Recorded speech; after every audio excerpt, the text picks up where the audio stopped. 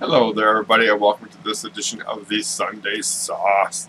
It's a weekly devotional, semi-weekly devotional, I should put, that I kind of put out whenever God speaks to me and it gives me something to talk about.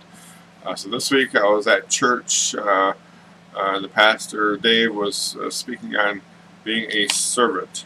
It was actually one another, free to serve, part of that series that he was doing. And he talked about being a servant. I just thought that was just a great topic to bring up. And being a servant, he played this clip. It was funny, I forget the name of the things, but he played a clip where at a restaurant where there was a server who was serving just this real ornery, cranky guy, and the guy was just yelling and yelling, "Oh, I wanted this cheese, that, blah, blah." And finally, the server just, was trying, "Oh, yes, sir, yes, sir. Just please be quiet, sir," and all this and that.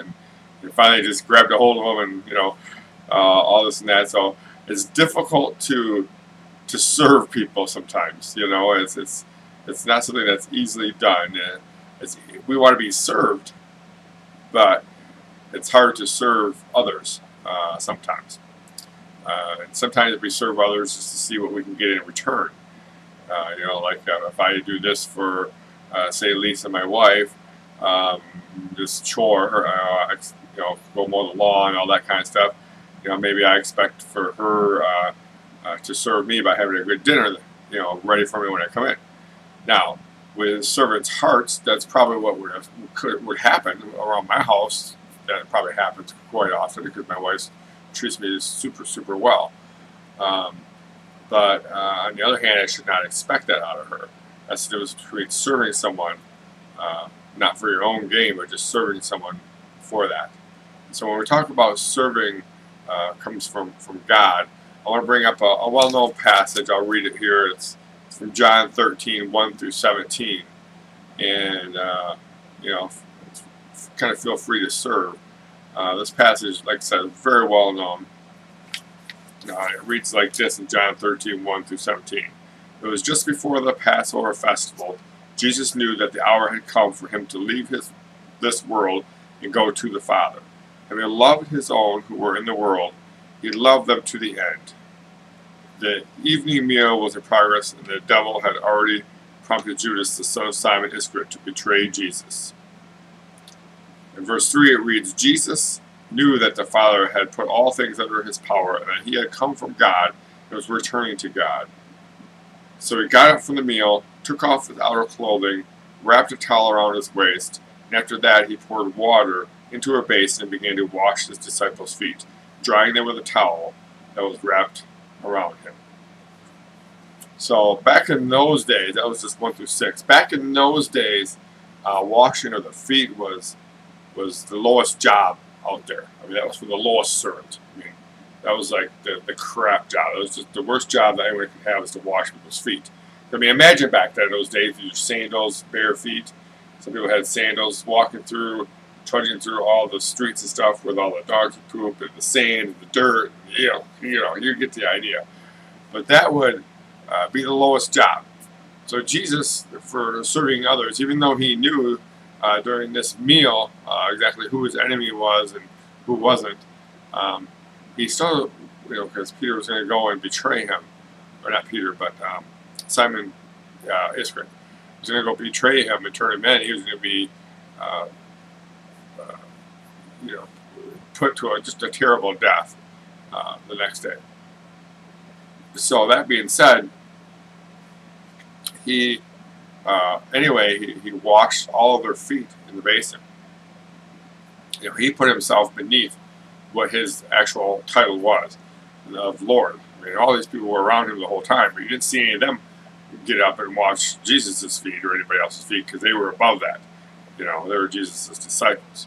So, but Jesus taught them this one last lesson, and it was to serve and put yourself beneath that. So if Jesus could serve that way, so could they. So I think it's important to just know to serve people. And no job is too menial. If you're some manager somewhere and you're seeing a piece of trash on the floor, pick it up. It's not just pass by and say, "Oh, that's not my job." A lot of people use that excuse, it's not my job, but yeah, just if you want to serve like Christ served, then do things for people, even though it's hard, and not expecting a thank you or anything like that. I mean, it's very important to do that, I believe.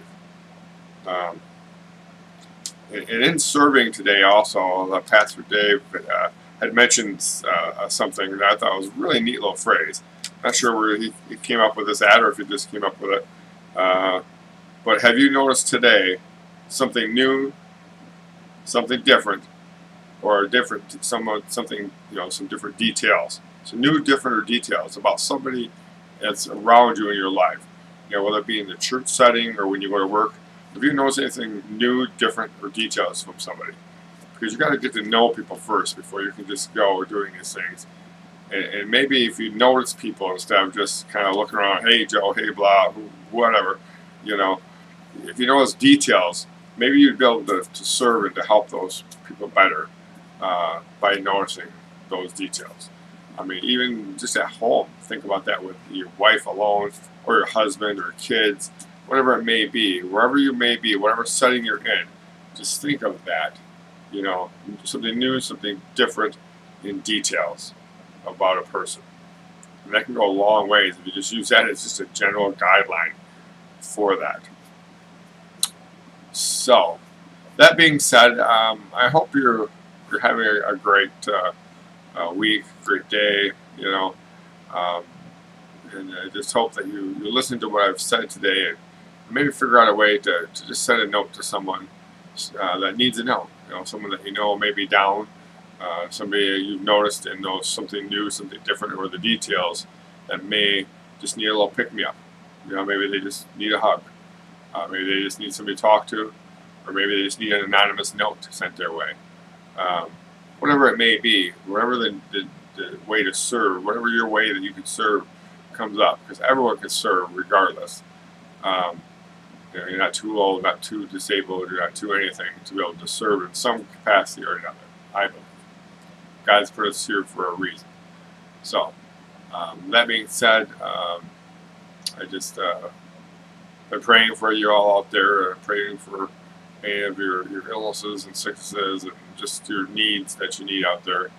I've been bringing those to God and to those that I know about, to those that are unheard, that I don't know of, but I still pray for you out there, even though I don't know your circumstances. I just hope, once again, you have just a great day and week ahead. Thank you.